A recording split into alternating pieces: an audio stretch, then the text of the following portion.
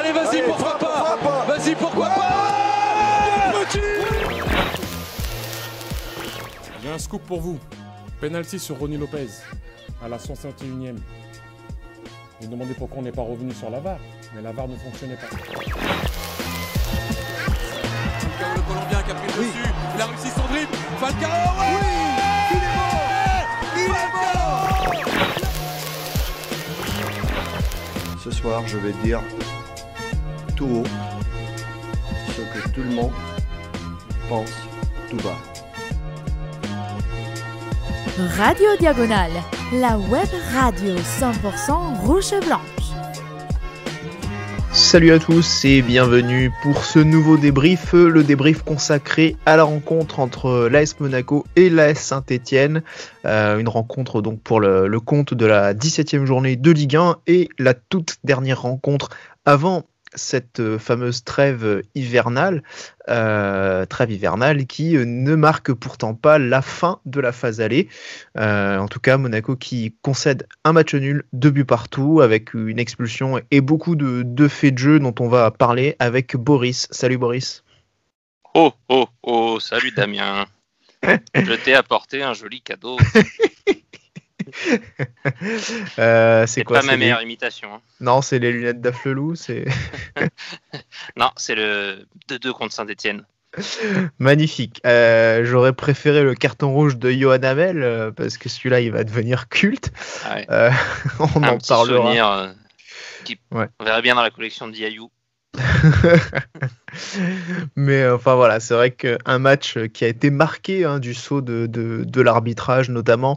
On va en parler. On va évidemment aussi commencer par les 3 points. Boris, je te laisse démarrer sur cette rubrique-là. Bah, le premier point, c'est que je vais dire tout haut ce que le monde du football pense tout bas. C'est qu'il y a un énorme problème d'arbitrage. Alors c'est vrai que nous, chez Radio Diagonale, et même on nous le reproche parfois, on n'est pas trop de la thèse du complot contre Monaco. On parle assez rarement de l'arbitrage. On n'aime pas forcément se cacher derrière.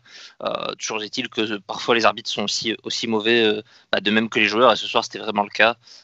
Il y a un arbitrage qui est catastrophique sur la première mi-temps, qui n'est pas la seule raison à la contre-performance monégasque, loin de là, et on va y revenir, mais qui a un impact quand même assez important sur le match.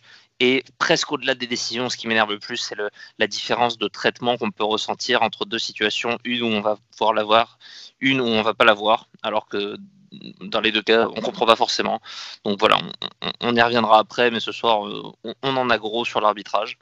Le deuxième point, et comme je le disais, je veux pas qu'on se cache complètement derrière l'arbitrage. Il a impacté le match, mais c'est aussi nous qui nous sommes compliqués ce match-là. Saint-Etienne, honnêtement, ce soir sur le terrain, c'était une équipe de Ligue 2. Il y avait des joueurs, j'en avais jamais entendu parler. C'était des joueurs qui sortent de la CFA. Et pourtant, on a réussi à se compliquer cette première mi-temps, à concéder des opportunités, à être à la rue sur des situations, à concéder des buts, à pas du tout maîtriser ce match-là. Et voilà, c'est ce qui manque, qui fait encore défaut à cette équipe pour s'inscrire plus durablement en haut du championnat.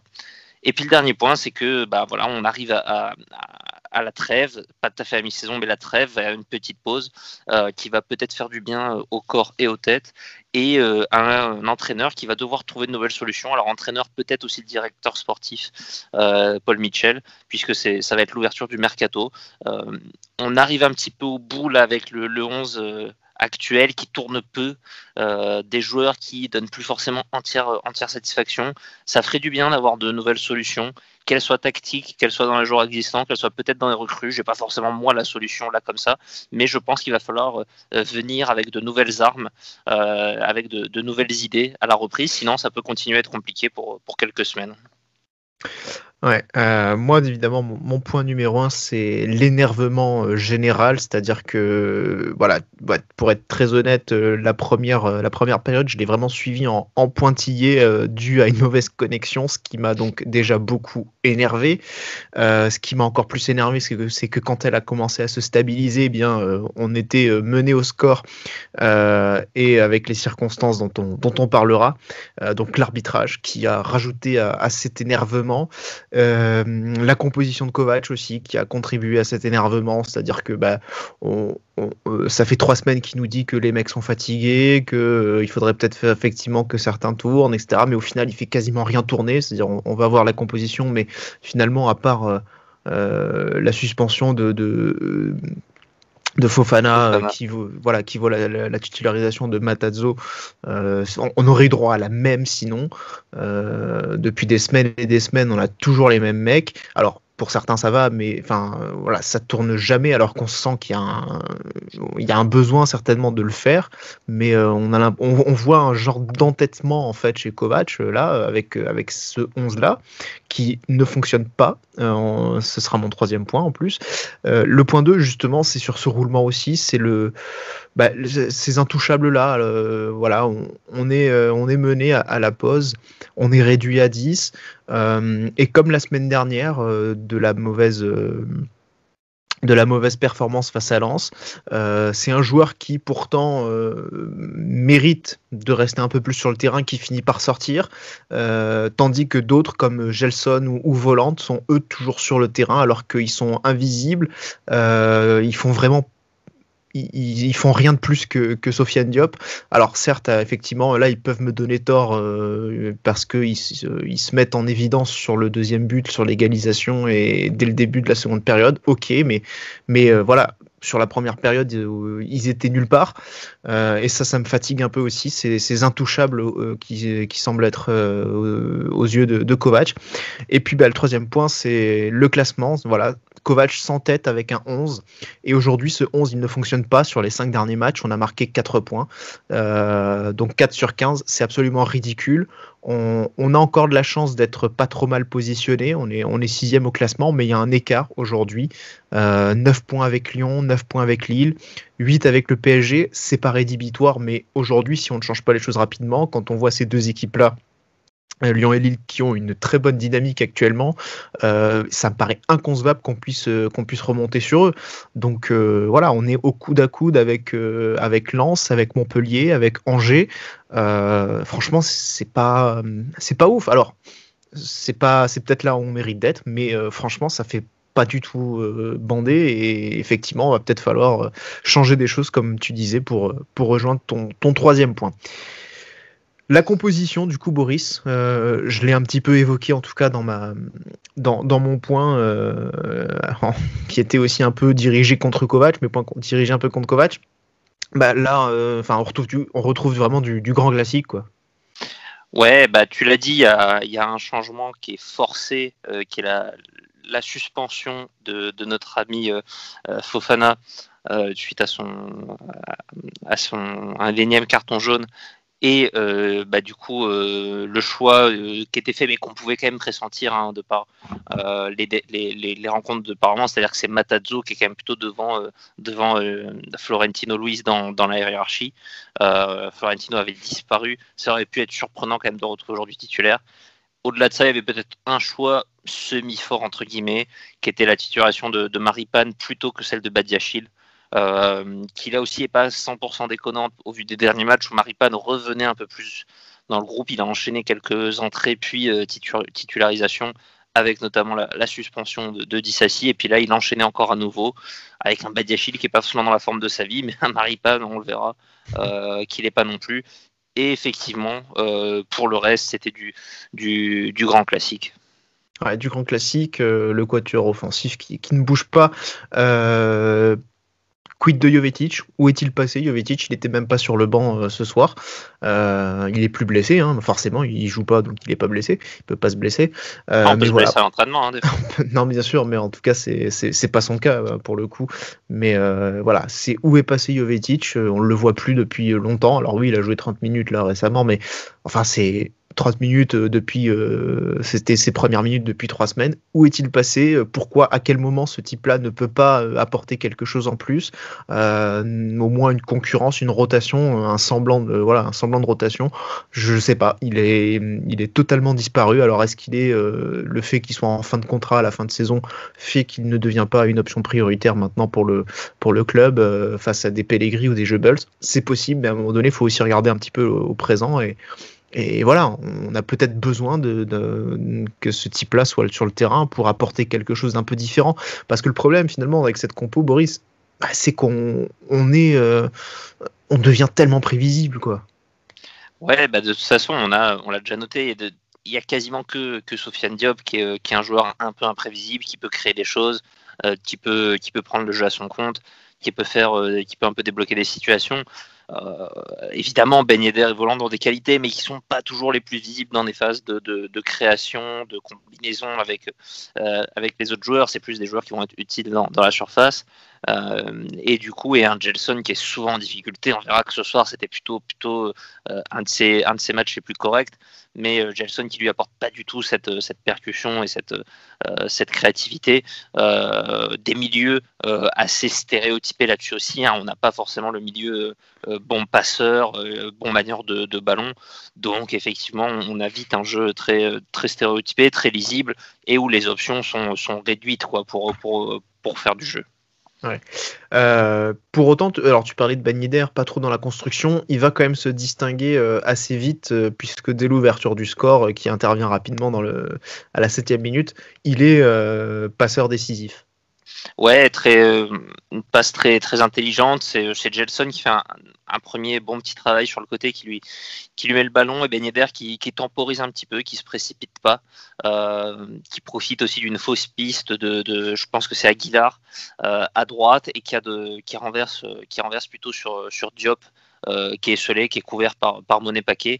Voilà, une très belle réalisation et pas mal d'intelligence de la part de Ben Yedder, qui est vraiment décisif sur ce but, avec une conclusion un peu plus approximative, on va dire, de notre ami Sofiane Diop.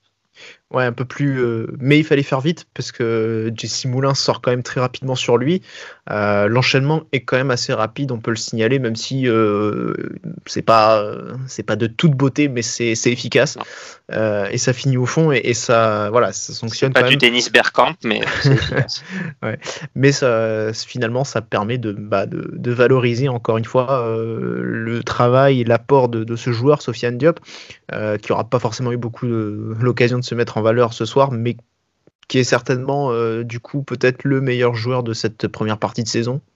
En tout cas, à mes yeux, il est notre meilleur joueur pour l'instant en cette première partie de saison, c'est mon avis. Donc voilà, c'est encore un point positif au final pour ce joueur-là qui montre de belles choses. Et pour paraphraser un Daniel Riolo, est-ce que c'est bon signe si ton meilleur joueur c'est Sofiane Diop? Ça, c'est un autre débat. C'est voilà. Derrière tout ça, une fois ce but marqué, Boris, on ne va plus rien voir de Monaco. On peut avancer, je donne une stat, mais à la mi-temps, on a un but, un tir cadré, un tir total au total pour l'AS Monaco, c'est-à-dire que la seule occasion a fait mouche, c'est bien, c'est efficace, mais du coup, ce qu'on voit derrière, c'est une domination absolument totale de Saint-Etienne, quasiment. Ouais, là, c'est vraiment la partie qui m'a presque le plus énervé de ce match, par l'arbitrage, c'est que Monaco n'a pas réussi à garder la main mise sur ce match. Évidemment, on ouvre le score, on peut se permettre de changer un petit peu de rapport au match, mais on a une équipe qui, je le répète, sur le papier, est vraiment très faible. C'est une équipe vraiment bizarre, Saint-Etienne. On a l'impression que c'est un mix entre des vétérans et des U19, quoi. C'est la moitié de l'équipe. T'as l'impression qu'elle était déjà en Ligue 1 il y a 10 ans, et l'autre moitié, t'en as jamais entendu parler. Moi, c'est une équipe où je me suis dit, il faut qu'on leur marcher dessus, pourquoi pas, à minima au moins contrôler le match, contrôler le ballon, et on n'a même pas réussi à faire ça. On n'a même pas réussi à jouer des contres correctement, et on n'a pas non plus concédé beaucoup d'occasions. On verra qu'on a plutôt craqué sur encore une fois, des erreurs, des approximations. On a donné le bâton pour se faire battre. Mais on a un Saint-Etienne qui est mieux que nous dans le match, qui contrôle un peu plus le ballon, des joueurs qui arrivent à nous faire mal sur des prises de balles. Et nous, on n'est pas du tout en maîtrise, alors qu'avec le niveau auquel on prétend, le niveau auquel est Saint-Etienne, on doit maîtriser cette rencontre. C'est ça, on peut rappeler le classement de Saint-Etienne, c'est pas fameux du tout, ils sont, je crois qu'ils sont 14e ce soir, je crois. Voilà, ils ont peut-être profité de ce point du match nul aussi, mais voilà, très, très sincèrement, c'est loin du compte, voilà. Ils sont à 6 points de la zone de relégation. C'est ça, il y a un effectif qui tu en parles, la moitié des mecs, on les connaît pas. Tu parlais d'un effectif expandables. Ouais, t'as l'impression que c'est les vieilles gloires qui viennent prendre un dernier cachet, quoi. Bah, c'est un peu ça. Kolo Diedjak, Debuchy, Boudbouz, il manquait Kazri. Ouais. Et à côté de ça, t'as les mecs des Sceaux, des Gournadouat, mais j'en ai jamais entendu parler. Pourtant, je polis tous les effectifs parce que je joue à MPG. D'habitude, j'ai à peu près tous les noms en tête. Jean-Philippe Crasso, ça sort d'où ça? Voilà, c'est effectivement, du coup, ça nous a mis bien, ça a fait du sale, non pas lui en tout cas, ouais. Mais voilà, cette jeunesse de Saint-Étienne qui visiblement suffit à mettre la nôtre à l'amende, puisque assez rapidement, Saint-Étienne va concrétiser ce retour en forme avec un but sur corner. Ouais, corner avec une tête de Debuchy qui en plus n'est pas forcément le joueur le plus dominateur de la tête. Je sais même pas ce qu'il fait dans la surface, c'est un arrêt latéral. Mais voilà, un Sofiane Diop qui lâche le marquage, un Dissassi qui prend pas le ballon de la tête, et on verra que c'est pas la seule fois de la soirée. Et puis un Manonnet un peu court, et puis voilà, ça fait un partout. Ça qui est fou, c'est qu'il y a quand même 3 mecs autour de Debuchy et il n'y en a aucun pour l'empêcher de prendre le ballon, quoi. Ça rend assez dingue, quoi. Alors c'est vrai que tu mentionnes un Diop qui lâche le marquage, il y a un Aguilar aussi qui traîne, et puis il y a un Dissasi qui devrait être un peu plus impérial dans le domaine aérien. Il n'en est absolument rien. Dissasi est totalement à la rue sur tous les ballons aériens. Voilà, il est là encore totalement impuissant, et voilà, au milieu de 3 défenseurs, Debuchy vient égaliser, et le score va pas rester longtemps en l'état, puisque Saint-Étienne va derrière très vite prendre l'avantage avec donc un penalty. Alors il y a une faute, on est à la 28e minute, une faute entre guillemets, comme l'a souligné le CM du club sur Twitter. Ouais, parce que clairement on a des doutes vraiment sur la faute, quoi. Ouais, il y a un contact, mais qui est très léger entre les deux joueurs. Il y a un Bouanga qui se laisse vraiment tomber.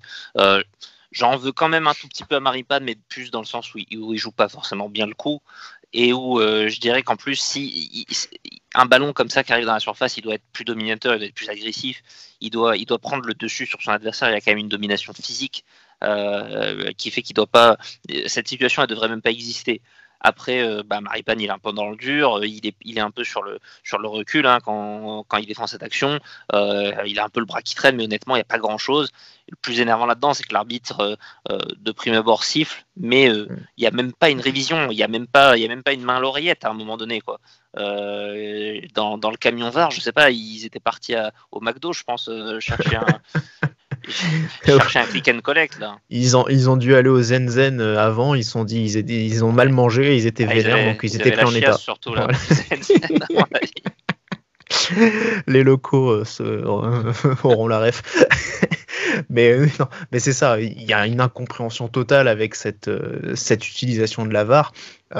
Comment on peut je sais pas si, il y a faute, Bouanga en rajoute énormément, clairement il y a à peine contact, il joue bien le coup, Monsieur Hamel tombe dans le panneau, mais effectivement derrière il n'y a pas une vérification qui vient contredire cette première observation, donc voilà, du coup on se retrouve comme des cons parce que on se retrouve mené avec le penalty, donc qui est finalement transformé par Bouanga lui-même.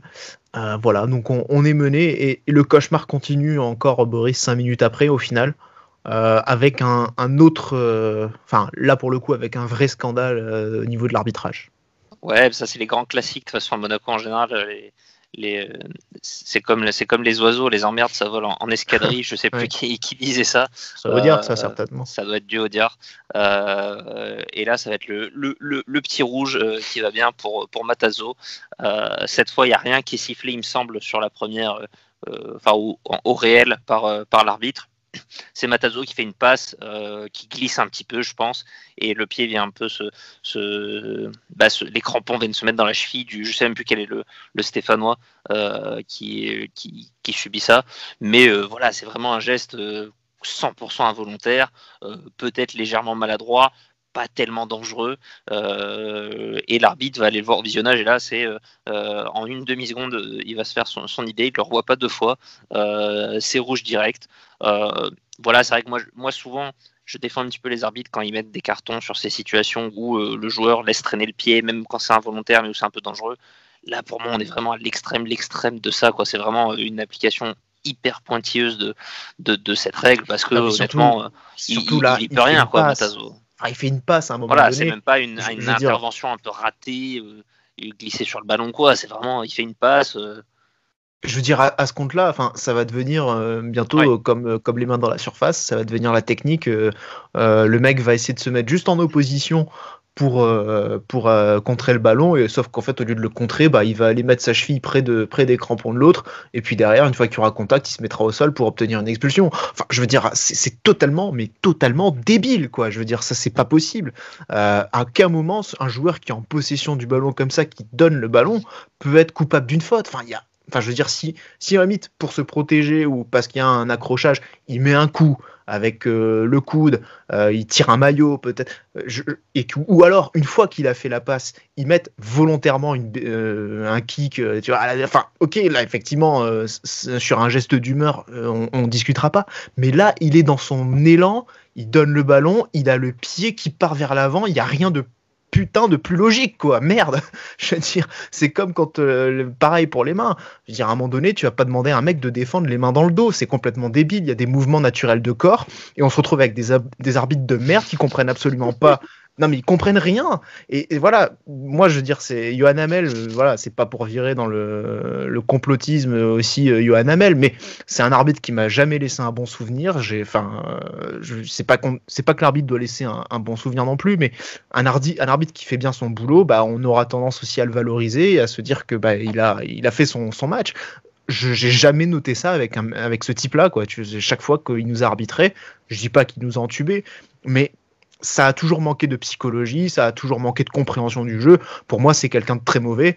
Voilà, et ce mec-là doit plus entraîner. Et là, il fait une erreur complètement grossière qui nous met en plus dans le dur. On va pas se réfugier sur ça, mais franchement, vu l'état d'énervement dans lequel j'étais pendant 45 minutes, et je le suis encore un peu en reparlant, mais très clairement, je suis sur le terrain, je pense que je dégoupille aussi, tu vois, à un moment donné, je comprends aussi les joueurs, tu vois, qui se sont un peu mis en dehors aussi, et qui se sont retrouvés un peu en dehors. Kovac, il était pas loin de le monter en l'air, à mon avis, l'arbitre. Et un peu de self-control à la fin. Mais... Et avec le sourire en plus. Mais oui, je comprends, à la place de Kovac, je sais pas ce qu'il a dit, effectivement, peut-être qu'il s'est servi de ça aussi pour faire monter un peu le sentiment d'injustice auprès des joueurs, pour faire en sorte que derrière ça se révolte un peu, justement. Dit voilà, les éléments qui sont contre nous, maintenant montrez-leur. Dérange. Ouais. C'est peut-être voilà, mais même on va pas le dire trop fort, mais toi, moi, on regardait sur un streaming beIN-Sport anglais ou américain, en tout cas en langue anglophone, il était dépité, le commentateur, alors qu'il sûrement en plus est pas forcément très partie prenante sur la Ligue 1, mais le mec était absolument dépité, quoi, de ce qu'il voyait, que ce soit le penalty ou le carton, c'était incompréhensible, quoi. Donc le produit Ligue 1 là, à l'étranger marque pas des points. Non, mais c'était un peu complètement débile, encore une fois, mais bon. Passons sur ça, parce qu'en fait ça nous énerve, surtout moi. Donc cette mi-temps qui se conclut sur ce désavantage, donc Saint-Étienne qui mène 2-1 avec des circonstances défavorables, mais une réaction rapide, des changements aussi, Boris, à noter assez rapidement, puisque c'est donc on l'a dit, c'est Diop qui sort et qui est remplacé rapidement par Florentino Luis pour densifier un peu le milieu de terrain et devant trois joueurs avec Volante sur l'aile. Ouais, Diop qui avait fini du coup un petit peu la mi-temps, on va dire, au poste de Matazo, dans un poste axial. auquel, bon, ça m'aurait pas forcément choqué qui continue à jouer par ailleurs, hein, parce que il le faisait, alors il l'a fait plus dans des milieux à 3, en général, il n'a pas forcément été beaucoup devant la défense, mais quand on est à 10, en général, il faut qu'il y ait des mecs qui dépassent un petit peu les fonctions, quoi, et du coup, avoir un joueur un peu polyvalent comme ça m'aurait pas forcément dérangé, mais voilà, c'est lui qui paye les pots cassés, Florentino qui rentre enfin entre guillemets dans l'équipe, et puis Voland qui va aller prendre le côté droit qu'il n'avait pas connu depuis un petit moment, je pense, chez nous. Ouais, depuis la dernière expulsion certainement. Ouais, contre Lens, je me rappelle plus exactement comment ça s'était réorganisé en deuxième mi-temps, mais c'est possible. Ouais. Mais bon, enfin, en tout cas, voilà. Et derrière, heureusement, sur un contre, assez rapidement, du coup, dans le match, Boris, c'est Gelson et Volant, les deux que je qualifiais justement d'intouchables, qui permettent à Monaco, dès la reprise, de se remettre dans le bon sens. Intouchable comme Omar Sy et les sionistes, comme disait un rappeur plus ou moins fameux. Ouais, c'est vrai que même moi, le premier, je l'ai mis dans notre conversation. J'étais un peu dépité de voir que ces deux-là restaient et que Diop sortait. Bon, moralité, 2 minutes après, c'est les deux qui ont fait la différence pour nous. C'est surtout Gelson, je trouve, là-dessus, qui fait vraiment la différence. De toute façon, voilà, encore une fois, tu es à 10. Les matchs sont pas terminés. Quand tu es à 10, faut pas baisser les bras. Par contre, tu as besoin de joueurs qui fassent un petit truc en plus, quoi. Et là, Gelson va vraiment aller construire cette action tout seul, prendre le ballon à 35-40 mètres des buts, remonter le terrain et délivrer une bonne passe à un Kevin Voland qui, on l'a dit, apporte peu dans le jeu. Par contre, qui à la finition est plutôt létal, et là qui va tranquillement ajuster un Jesse Moulin, et qui va remettre les deux équipes à égalité. Ouais, même si j'avais souligné un petit doute sur la toute première prise de balle de Gelson, avec un rebond qui me semble un peu aller vers la main, mais on n'a pas eu de ralenti sur cet instant-là. On les a eu sur ce qui a suivi, sur l'élimination aussi, et la tête pour se pousser un peu le ballon, et la remise au centre pour Voland. J'ai eu un petit doute. Bon, on va dire que voilà, il y a rien eu. Voilà, tu dis ça parce que c'est Gelson. Non, la trajectoire du ballon m'a paru un peu suspicieuse, on va dire. Mais c'est allé vite, et n'ayant pas vu de ralenti, je ne vais pas m'avancer plus que ça. J'ai simplement un petit doute, mais dans tous les cas, au pire, il n'a pas vu, il y a compensation. Et puis d'ailleurs, dans la caravane, ils étaient simplement en train de s'essuyer encore les fesses. Voilà. C'est le papier toilette en ce moment, pas évident. Hein. En sortie de confinement à trouver. Ouais, faites vos provisions avant le 3e confinement, les gens. Vous pouvez commencer dès maintenant. Donc voilà. Après ce but, Boris, j'ai envie de dire, cette deuxième mi-temps, elle va passer assez lentement, parce que on va avoir une stabilité, une assise défensive un peu retrouvée, mais avec une stérilité offensive, et en tout cas une non-production offensive vraiment pendant cette période-là, et à la fin, pour finir par se retrouver acculé par Saint-Etienne devant notre but, quoi. Ouais, je dirais que voilà, comme tu l'as dit, il va y avoir un petit peu de deux phases. Une phase où on est bien dans le match, on rééquilibre bien le match, parce qu'on avait mal fini la première mi-temps. Je pense que Kovac réussit à corriger un petit peu des choses à la mi-temps, quand même, à remobiliser ses troupes. Encore une fois, on est à 10, on est mené. Maintenant, ça ne veut pas dire qu'il n'y a pas moyen de faire quelque chose. On a quand même un avantage technique normalement sur le terrain, on doit être capable de compenser, et en plus on revient rapidement, donc ça remet du baume au cœur, et ça remet le moral. Et Monaco retrouve une organisation à peu près cohérente, en 4-4-1 on va dire, et retrouve bien en place, plutôt à jouer les contres, mais voilà, on est dans le match, et moi je me prends même à me dire que voilà, il faut aller chercher la victoire, quoi. Pas faire n'importe quoi pour aller la chercher, évidemment, pas se déséquilibrer, parce que c'est la meilleure façon, avec un homme de moins, de prendre un but, mais voilà, essayer de jouer les coups qu'on peut avoir à fond. Malheureusement, on va pas forcément en avoir beaucoup, et c'est vrai qu'il y aura une dernière partie du match où on va redevenir plus en difficulté, où ça va presque être de l'autobus à ce moment-là, et où on va vraiment se contenter de ce point, entre guillemets. Ouais, et si on regarde un petit peu les chiffres par ailleurs, on voit très clairement la difficulté qu'on a eue à conserver le ballon, à jouer. Voilà, on est complètement dominé au niveau de la possession de balle, 38% contre 62%. Au final, on n'aura jamais d'autres situations devant le but, on n'aura jamais été en mesure de frapper au but avec après l'égalisation de Folland, puisque deux frappes contre 18. Voilà, c'est quand même assez éloquent. Et finalement, Boris, ce qu'on peut retenir, c'est que c'est un Vito Mannone qui a été décisif dans cette fin de match en étant le dernier rempart, celui qui nous fait aussi un petit peu défaut depuis ce début de saison. Hein. Après, on me dira peut-être parce qu'il est italien, alors du coup, on le défend plus que Benjamin Lecomte, j'en sais rien. Ouais, mais il n'était pas là, alors ne parlons pas de Badiachil ce soir. Mais enfin voilà, je sais pas. En tout cas, pour une fois, on a eu un gardien qui a fait les 2-3 interventions qu'il fallait faire, même si elles étaient beaucoup sur lui quand même, nuançons, mais il a fait le boulot, on va dire quoi.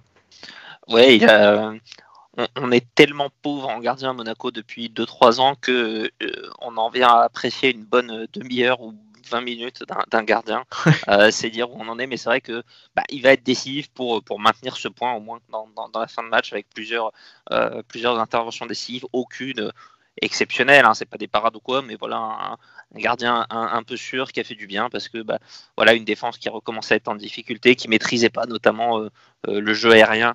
Il y a eu beaucoup d'occasions de la tête pour Saint-Etienne. Et voilà, donc un Mannone qui était un peu court sur le premier but, mais qui sur la deuxième mi-temps est à peu près impeccable. Voilà, effectivement.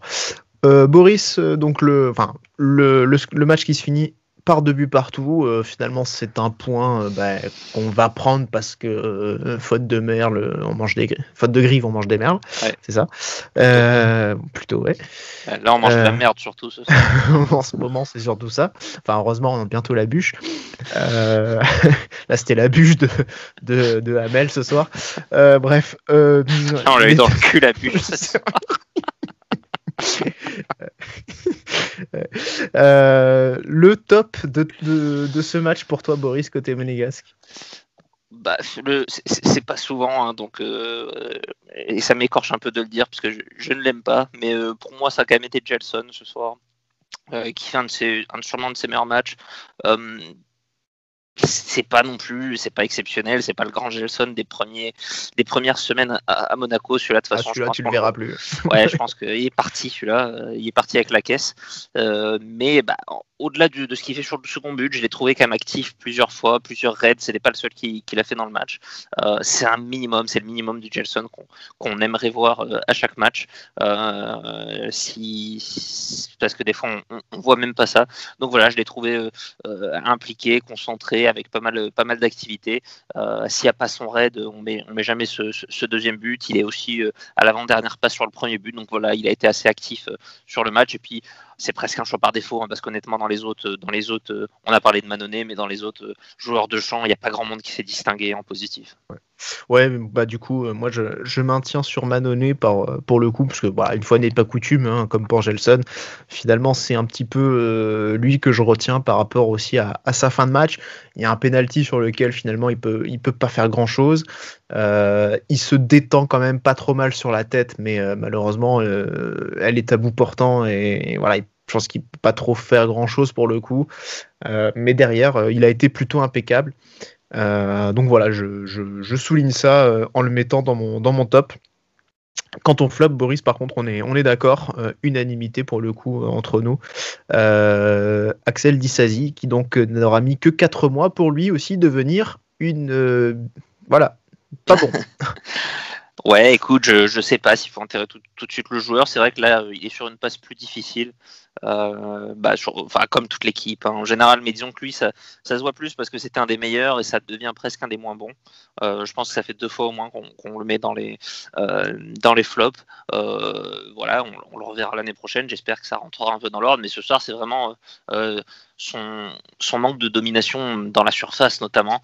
Ouais. On a une équipe qui tourne pas rond, un milieu qui protège pas forcément toujours bien sa défense, mais tu as des défenseurs qui sont capables de s'en sortir dans ces situations là, de faire des interventions décisives décisives, d'être un peu maître dans leur surface. Et lui, il n'a pas réussi à faire ça aujourd'hui. Et puis, il y a au moins 3 ou 4 situations où il fait de la air défense, quoi, où il laisse des têtes à Debuchy. C'est pas la seule. Le but, c'est pas la seule. Il y en a une autre où Mannone sort un arrêt aussi. Voilà, il a été vraiment en difficulté dans ce compartiment-là. Il n'arrive plus à apporter en ce moment son énergie, sa combativité, ses interventions. Et ça se voit. Donc voilà, va falloir vite remettre ça d'aplomb parce que sinon on se retrouve avec la même défense que les dernières années qui était complètement perméable. Mais c'est ça, moi ce qui m'a surtout inquiété, c'est son inopérance au niveau aérien, quoi. C'est-à-dire qu'il n'est sur aucun ballon. Dans les duels aériens, il est systématiquement battu. Je suis pour le coup assez inquiet à ce niveau-là. Donc grosse remise en question pour lui pendant cette trêve parce que très clairement il est gagné un peu par la sinistrose, on dirait, lui aussi j'ai l'impression, comme les autres. Ça a mis plus de temps que l'année dernière pour les recrues pour arriver cette année, mais ça vient petit à petit, on dirait. Et voilà, grosse remise en question. À côté de lui, Boris Maripane, voilà, coupable sur cette faute, sur ce penalty. Moi, j'ai pas forcément envie de parler de Maripane parce que voilà, je pensais que les Frangipanes, c'était pas encore la saison. Visiblement, il s'est déjà fait manger ce soir. Il y a quand même des boulangers criminels qui en vendent déjà. Et qui en plus en vendent avec des variantes qui sont quand même complètement déconseillées. En plus, la frangipane dans la région normalement c'est plutôt la brioche. La brioche, ouais. Je suis plutôt team voilà, frangipane. Ouais, moi aussi, mais la brioche c'est volante, ça, par contre. Ouais. La brioche volante, lui, il l'a attaqué en juillet. Non, Maripane, c'est un peu le même mal que Tisazi, c'est-à-dire pour moi il n'y a pas des erreurs manifestes ce soir, des grosses bourdes ou quoi. Par contre, à aucun moment il dégage un sentiment de sécurité. Il n'est pas à l'aise face à Bouanga, ça se voit. T'as l'impression que n'importe quel attaquant un petit peu mobile, un petit peu qui touche un peu le ballon, que tu lui mets en face, ça peut vite le déstabiliser. Voilà, il est pas, pour moi il fait pas faute, mais il n'est pas malin non plus sur le penalty. Voilà, il n'est pas rassurant, il n'est pas beaucoup plus rassurant que Badiachil, donc c'est dommage. On n'utilise toujours pas Matsima, qu'on a tous plutôt bien aimé à chaque fois qu'il a joué. Voilà, et j'espère qu'un jour on reverra ça, mais je sais pas, c'est un problème de statut, d'âge, ou peut-être que on n'est pas à l'entraînement aussi. Peut-être que Kovac a d'autres informations sous les yeux. J'espère que c'est pas qu'une question de statut, quoi, parce que ça serait dommage de se priver de ça. Au niveau des latéraux, Caio Henrique qui m'a paru en difficulté, comme le week-end dernier. Je l'ai trouvé un peu pâteau en ce moment. Il manque un peu de punch. Ses montées sont vraiment pas très efficaces. Défensivement, il a été en difficulté, très clairement, avec Monet Paquet, Debuchy qui déboulait dans le couloir. Je l'ai vraiment pas trouvé à son aise et ça fait 2 rencontres que c'est le cas. Donc peut-être même plus que ça, peut-être. Ouais, en tout cas 2 que c'est assez surtout manifeste. Que la série la défaite à Marseille où il est fautif sur le deuxième but, à Lille il n'avait pas été très bon non plus, contre Lens non plus, donc après un début de saison très prometteur, peut-être un contre-coup physique, c'est vraiment un joueur qui n'a pas eu de préparation, qui a débarqué du Brésil et qui a débarqué blessé, qui avait réussi ses débuts mais qui est peut-être qui rentre un peu dans le rang. On le note en plus à chaque match, il sort maintenant.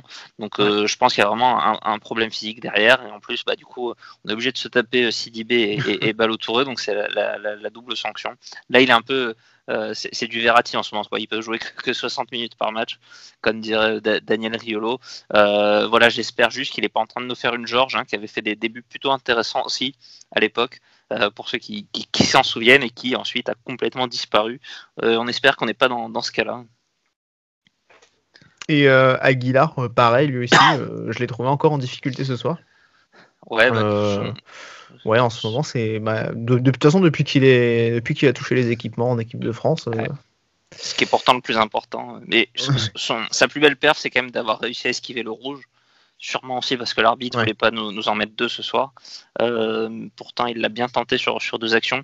Après, je l'ai trouvé un peu plus saignant quand même sur certaines interventions défensives, Aguilar, mais c'est quand même un peu juste et quasiment rien apporté offensivement.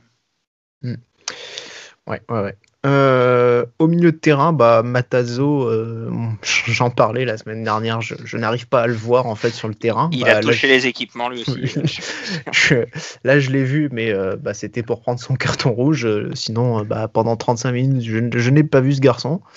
Je sais pas si toi, tu as noté quelque chose en le concernant, Boris. Non plus. C'était, mais ni plus ni moins que Tchouaméni, j'ai envie de dire. La paire, je l'ai trouvé un peu homogène, un peu en difficulté les deux. Donc ouais, pas un match très intéressant, mais de même que les derniers matchs de Fofana finalement. Ouais, Tchouaméni, pareil. Voilà, je vois qu'il a encore fait tout début de match, il fait une faute un peu stupide, enfin toujours le même type de faute avec un excès d'engagement, et on a l'impression qu'il apprend pas. On a parlé de Gelson Martins, donc qui était sur les ailes dans ce 4-4-2. L'autre joueur, c'est Sofiane Diop, donc qui a été remplacé dès la mi-temps par Florentino Luis. Boris Diop dans le jeu, buteur, mais un peu moins en vue quand même dans le jeu. Ouais, de toute façon, ce qu'on disait, c'est un Monaco qui ne maîtrise pas du tout son sujet en première mi-temps, qui n'arrive pas à prendre le contrôle du match, et ça se voit notamment à travers lui, parce que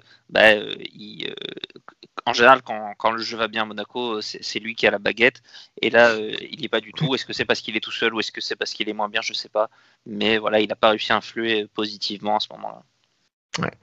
Remplacé donc par Florentino Luis, qui a apporté quand même un peu plus d'assises défensives, en tout cas un peu plus d'assurance, je veux pas dire un peu plus de maîtrise, mais qui a permis de combler un peu quelques brèches. Mais bon, c'est pas le Florentino Luis que j'avais vu notamment lors de son entrée à Brest, que j'avais plutôt apprécié. J'ai l'impression que voilà, c'était assez fugace ce niveau-là, c'est vite parti. Donc, non, il a fait du bien quand même au moment où il est rentré. Effectivement, il a apporté un poste qu'on avait besoin. Tchouaméni sera suspendu au prochain match, si je dis pas de bêtises. Donc, il aura peut-être l'occasion d'enchaîner, à voir avec l'éventuel retour d'un Fabregas. Ça pourrait se jouer là. Ou d'un Golovin. D'un Golovin. Je suis pas sûr que Golovin à 2 devant la défense, ça soit une option, mais à voir. Je suis pas sûr que Fabregas non plus, tu me diras. Après, peut-être que justement, Kovac profitera pour changer son système, du coup. Parce que, comme j'en parlais la dernière fois, c'est vrai qu'on a l'impression de voir toujours un peu le même système, en tout cas qu'il y a un essoufflement, et qu'il attend que ça aille mal pour changer un peu quelque chose. La dernière fois, pareil, il était passé du 4-3-3 au 4-4-2 après une mauvaise série. Bon, là, la série, ça fait un moment qu'elle est pas bonne. Ce serait peut-être bien justement de commencer à remettre des choses à plat aussi de son côté. Donc peut-être on retourne avec un milieu à 3 aussi, imaginons, dans la circonstance avec un Fabregas, un Florentino Luis, un Fofana de retour. Enfin, ça peut être des options selon ce qui se présente. Et si donc effectivement Tchouaméni est suspendu, et bien sûr Matazo. On a également du coup devant Ben Yedder et Folland. Donc Folland, lui, qui a été buteur et qui est finalement sorti à la 84e minute, remplacé par Ballo-Touré. Boris, Kevin Folland, on en parlait, ce profil un peu que je compare un peu à Keita Baldé, c'est-à-dire assez invisible dans le jeu, mais joueur de surface qui se révèle décisif. Ouais, le profil est surprenant en fait, parce que c'est pas forcément ce qu'on s'attendait. On attendait plus un ailier qui contribue beaucoup au jeu, qui faisait des passes, qui était peut-être plus mobile, peut-être pas l'ailier non plus hyper créatif, mais et c'est vrai que c'est un peu ce qu'on attendait d'un Baldé il y a quelques années. En fait, c'est des joueurs qui ont apporté aussi des choses, ont eu une certaine utilité, mais qui étaient plutôt des bons finisseurs dans la surface, mais avec assez peu de contribution au jeu. Donc ça peut un peu déstabiliser parce que mine de rien, c'est des qualités dont on aurait besoin, dont on souffre un peu, je trouve. Manque de créativité, de percussion. Maintenant, faut reconnaître qu'aujourd'hui, il égale en plus Wissam Ben Yedder. On n'aurait pas forcément misé dessus en début de saison. Et voilà, ils sont tous les deux à 7 buts aujourd'hui. Ça en fait quand même un des beaux duos de Ligue 1 en chiffres. C'est un duo qui malheureusement, je trouve, manque un peu il manque un petit truc dans la couverture du terrain, dans la créativité, pour que ça soit vraiment un grand duo, ne serait-ce que comme l'an dernier on adorait ce duo Slimani-Ben Yedder, mais qui était différent, qui avait d'autres qualités peut-être plus complémentaires, là où je trouve que les deux joueurs aujourd'hui ont des qualités quand même très très proches. Ouais. Ben Yedder, du coup, moi sans la fin de match de Mannone, j'étais bien parti pour le mettre dans mon top. Il y a son éclair de génie qui est un peu la seule éclaircie dans la première mi-temps sur l'ouverture du score. Dans cette seconde période, il avait cette position axiale mais très basse. C'était presque plus un milieu de terrain qui a beaucoup désonné, qui a vraiment mis la main dans le cambouis pour aller prêter main forte au milieu de terrain, pour s'arracher au niveau défensif. Alors c'est vraiment pas forcément ce qu'on attend de lui, mais il a fait ces efforts-là, et je trouvais ça bien. Voilà, après c'est un peu en réussite à ce niveau-là, mais bon, voilà, tu le dis, Volland qui l'égale, on misait pas dessus, et puis Volland pour le coup il y a pas de péno, contrairement à Ben Yedder, donc ouais, je pense que ça doit aussi un peu, je sais pas, peut-être lui peser, mais ça doit pas être une situation facile à vivre. Voilà, il a rien ce soir, il a pas d'occasion à se mettre sous la dent. Et voilà, je pense que ça doit pas être non plus évident pour lui en ce moment. Après, est-ce que c'était son dernier match avec Monaco? On verra bien. Après, au moins, c'est bien quand même qu'ils mettent 2 passes décisives sur les 2 derniers matchs, qui restent quand même dans une dynamique un petit peu positive en termes de participation au but aussi, même si lui, c'est vrai qu'il préférerait sûrement les marquer. Puis je dirais aussi que pour un peu relever sa prestation, il n'est qu'à regarder ce qu'a réussi à faire Pellegrini en rentrant, et qui était moins bien en fait. Et même si Ben Yedder avait l'air de passer un match difficile, on a vu qu'en fait, par la négative entre guillemets, celui qui l'a remplacé faisait encore moins bien, quoi. Donc c'est des situations très compliquées. De toute façon, on jouait seul en pointe à ces moments-là du match, mais c'est pour ça qu'on a besoin aussi d'attaquants mobiles, qui savent garder le ballon, qui savent aller le chercher, et tout le monde ne sait pas le faire. Ouais. Et Pellegrini qui a été pour le coup vraiment inutile à son entrée, qui s'est même fait bouger par Ivan Neyou. Voilà. La phrase suffit. Dire qu'il y a des gens qui sont fans de ce. Est-ce qu'il y a des joueurs qui ont moins Parce montré qu'il est dans l'histoire italien, du foot, tu n'as pas compris. Est-ce qu'il y a des joueurs qui ont aussi peu montré et qui ont eu autant de fans, quoi? C'est vraiment un mec. Il y a des gens qui ont des pépés Pellegrini quand même sur Twitter, qui achètent des maillots de Pellegrini. C'est en train de passer, à mon avis, certainement. C'est fascinant, quand même. C'est plus on le voit, plus ça va passer, je te rassure. Mais sauf s'il nous surprend. Mais là, voilà, très clairement, j'ai été un peu choqué de le voir se faire autant bousticoter par Neyou, alors que ça fait quand même 2 ans qu'il fait de la réathlétisation et de la muscu. Donc bon, ça m'a paru un peu étrange. Mais pourquoi pas. Goebbels, Ballo-Touré, j'ai pas envie d'en parler ce soir, parce que j'ai quand même envie de passer de bonnes fêtes. Voilà. Ce qu'on pouvait dire sur ce match. Faire ça juste avant Noël, c'est quand même dégueulasse. Cette contre-performance de l'AS Monaco, 2 buts partout, parce que c'est une contre-performance. Voilà, c'était donc le dernier match de l'ASM sur cette année civile 2020. C'était donc aussi notre dernière émission, Boris, pour l'année également. On se retrouve en 2021 avec de nouvelles émissions, de petites surprises peut-être, évidemment, on espère. Et le premier rendez-vous, évidemment, ce sera le mur des légendes consacré à Lilian Thuram. Alors, si Lilian Thuram avait été italien, est-ce qu'il aurait été sur le mur des légendes ? La question reste ouverte. Vous avez 2 semaines pour y répondre. Il est un peu italien quand même. Il a joué beaucoup de saisons. Effectivement. En Serie A. D'adoption, il est italien. Ouais. Et puis, bien sûr, dans la foulée, le match face à Lorient, donc Lorient-Monaco, le mercredi 6 janvier à 19h, sur un vrai diffuseur, nous l'espérons. Je distribue les points, là, c'est la fin de saison, fin d'année. Et donc voilà. Merci Boris, merci à tous de nous avoir suivis. Bien sûr, passez de très belles fêtes de fin d'année, un très bon Noël. Prenez soin de vous et de vos proches et surtout, restez safe. Salut à tous et Daguet Bounegou. Et bisous.